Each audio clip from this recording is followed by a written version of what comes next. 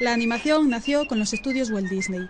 El primer cortometraje apareció en 1927. Su protagonista era Willy, que más tarde pasaría a la historia como Mickey Mouse. En los años 30, los animadores de Walt Disney sentaron las bases de lo que hoy conocemos como los 12 principios de la animación. Estos ayudan a perfeccionar la creación de personajes y contribuyen a desarrollar situaciones más creíbles y de mayor impacto visual.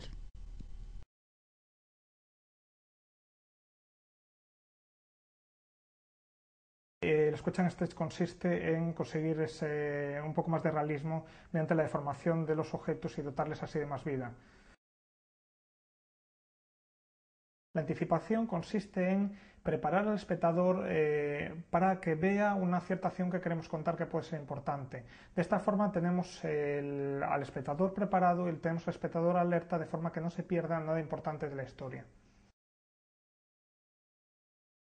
El staging consiste en el encuadre o la colocación correcta tanto de los personajes como de los elementos que están contando la historia, de forma que el espectador no se pierda elementos importantes de dicha historia.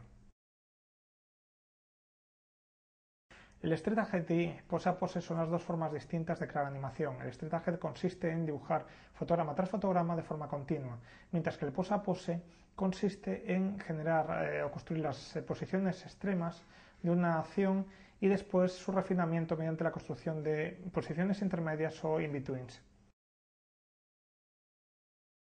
El follow-through se refiere a esa terminación de la acción, a que una acción nunca termina de forma brusca, sino que termina con una continuación y un final suave.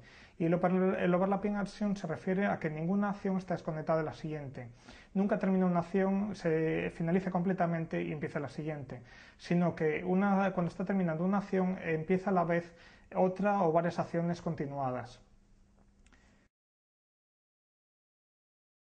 El slow in and out consiste en hacer pequeñas aceleraciones y deceleraciones al final de cada acción. Ninguna acción natural empieza de forma brusca y termina completamente de forma brusca, salvo en ciertos casos de golpes o impactos demasiado bruscos y aún así generalmente hay pequeñas aceleraciones y deceleraciones. Estas pequeñas aceleraciones y deceleraciones, añadiendo unos pequeños fotogramas tanto de aceleración y deceleración al principio y final de cada acción, nos da un movimiento mucho más natural y más realista.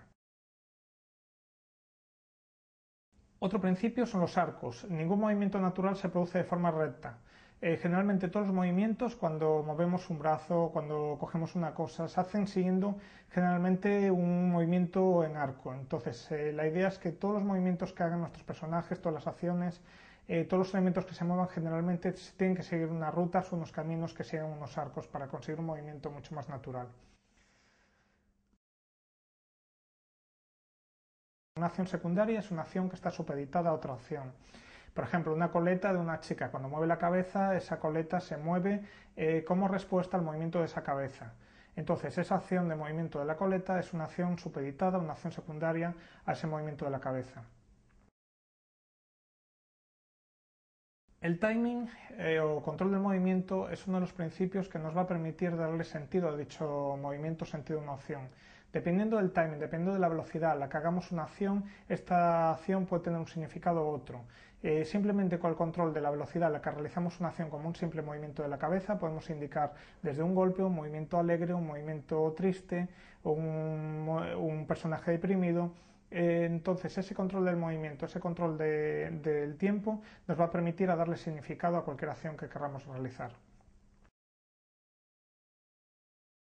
El objetivo de la exageración es enfatizar ciertas acciones que puedan ser importantes para contar nuestra historia, pero hay que considerar siempre que exagerar todas las acciones puede ser un completo error porque podría ocultar la acción importante o la acción que cuenta la historia. El dibujo sólido es un principio que en los años 30 se consideraba importante en el sentido de que un animador, sobre todo en el 2D, debería ser capaz de tener una capacidad de dibujo muy fuerte, muy importante. ¿Por qué? Porque un animador que fuera capaz de dibujar bien un personaje desde todas sus posturas, desde todas sus vistas, podría darle un significado más fuerte a lo que son tanto peso, entidad del personaje, forma, etcétera. Para finalizar, podemos decir que todos estos principios, su objetivo principal es darle personalidad a una historia, a unos personajes, a unas acciones, en definitiva, lo que podemos llamar el acting. El acting es el conjunto de la aplicación correcta de todos estos principios de la animación para conseguir buenas historias, para conseguir buenos personajes y, en definitiva, para hacer que el público se divierta viendo las historias que contamos. Estos 12 principios han evolucionado con el paso del tiempo, dando lugar a 4 más. Tienen que ver con el estilo visual, la combinación de movimiento, la cinematografía y la animación facial. Las nuevas técnicas permitirán nuevos cambios y quizá la ampliación en el número de principios.